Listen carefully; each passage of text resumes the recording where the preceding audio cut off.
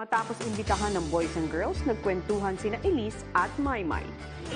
Kinikilig ka po kanina. Yung totoo. Kilig. Ilang sandali pa napansin ni Elise si Makoy. Makoy na to ayaw magpahinga. Nakikisali pa kaya. Kala mo naman nagluluto. Hala, hawak-hawak ka lang dyan daw, Kuya Makoy. Sabi nga sila. Para pa-char-char lang ba? Paupuin nyo nga si Makoy. Ano yun eh? Pagod. Kuya Makoy, oh. Kanta lang yan. Nasabi? Maya-maya pa, Sino to, Christian?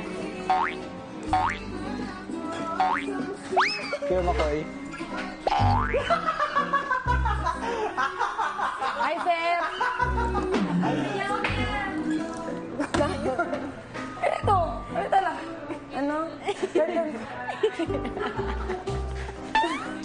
Ay, wala man, sir. Wala, sir. Joke lang man, sir. Wala patay. Hindi man, sir.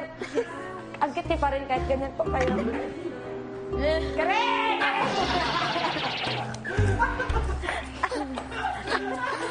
Hindi niya pa rin. Nag-chan ko, Maymay. naku Makoy, mawawalay talaga ang acting mo kapag si Maymay ang kausap mo. Pray tayo, first of all. Ang ngalan ng Ama, ng Anak, at Espiritu Santo. Panginoon, nagpapasalamat po kami sa araw na to at binigyan kami ng biyaya at salamat din ako, nagkaroon ako ng mga bagong kaibigan at lahat ng talento namin ay galing sa inyo at hinahandog namin para sa inyo. In Jesus' name, we pray.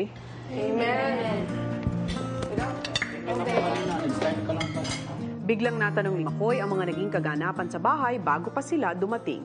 Bakit naman may nag-aaway na dito? Hindi ko nga alam, kuya eh. Teens naman, pero hanggat mariwasan. Yun nga po.